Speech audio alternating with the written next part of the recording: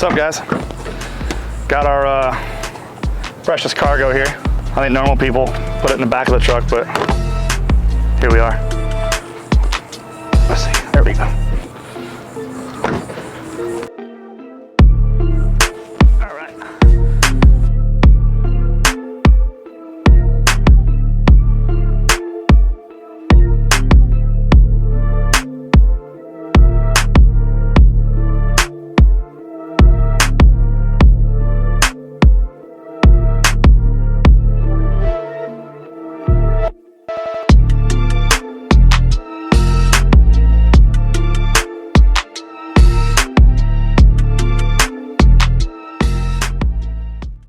What's up, guys? Ryan from Hardway. The car is at paint right now, so we're doing our best to maintain forward progress on the build.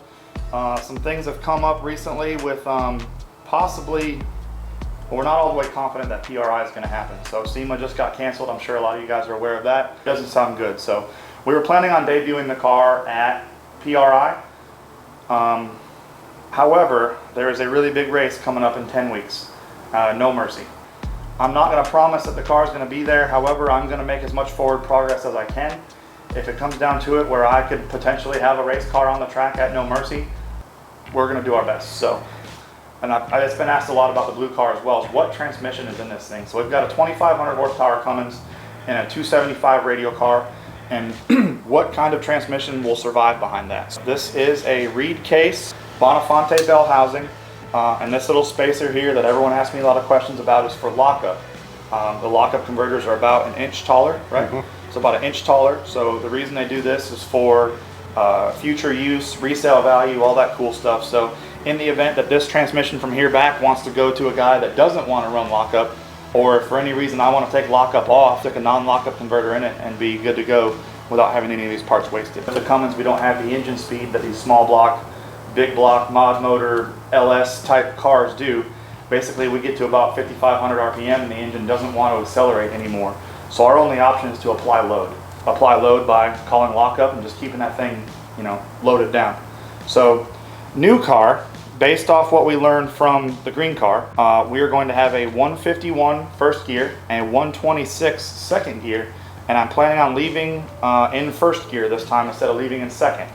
And the reason behind that is, as good as the green car worked, I had to be really, really getting after it in order for the car itself, the chassis itself, to take the 2-3 shift locked, because it was like a 1,600 RPM drop, and all the car wanted to do at 400 foot down the track at 140 miles an hour, 130 miles an hour was knock the tires off. From the driver's perspective, that's terrifying. So when you hear the car, the blue car, go on the track, whenever that may be, hopefully No Mercy, you're going to hear a long first gear, you're going to hear the motor get loaded down with lockup, and then you're going to hear shift. So the car from the staging lanes or from the starting line or whatever will probably sound like a 4-speed, but the first drop you're going to hear is actually lockup. The green car started off with basically a totally different type of build that evolved into this with a lot of lessons that we learned along the way. For instance, we had a different type of case the first time around. Switched to the reed case because the other case wouldn't.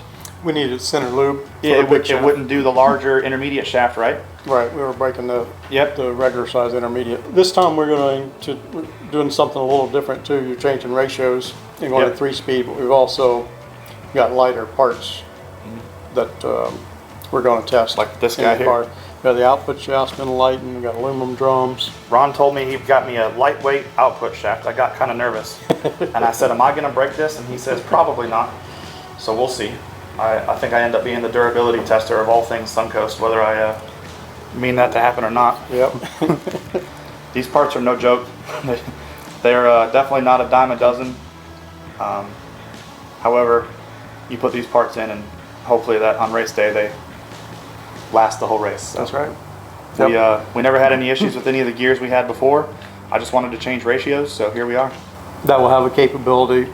You can leave them first or second, let it break. Okay, and then we're going to have the dump that goes here instead of the external one, right? Right. So that'll be a lot nicer for packaging, because there's always a pain in the butt trying to find a place to mount that thing. This is this titanium liner. It's designed, it's got one bolt holding it in place, and so if something should go wrong, it's designed to let the ring gear or converter dig into this, shear that bolt, and then this spins like a bearing inside, and as your car is slowing down, to keep everything from just wadding up.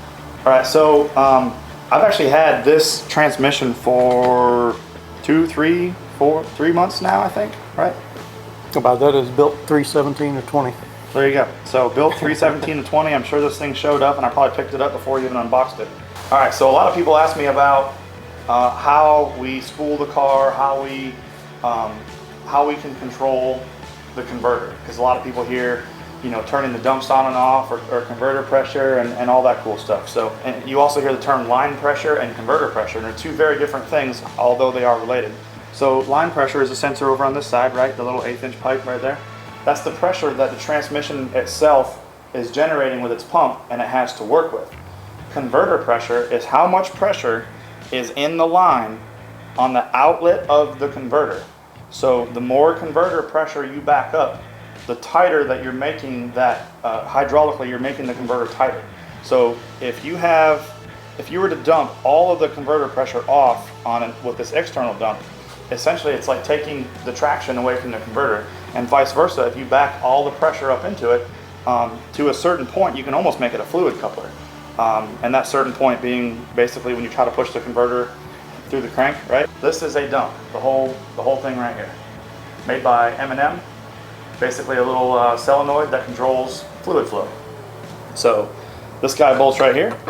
And what if you do not have a cooler circuit? So basically you'd have your out and going into your in, and there's a bit of natural restriction right here anyways, just from the way the fittings and all that stuff works, as it's trying to push the fluid back through.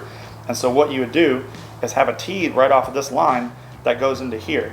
And whenever you activate the dump, it gives the fluid coming out of the converter an alternate, less restrictive place to go, which lowers the converter charge pressure.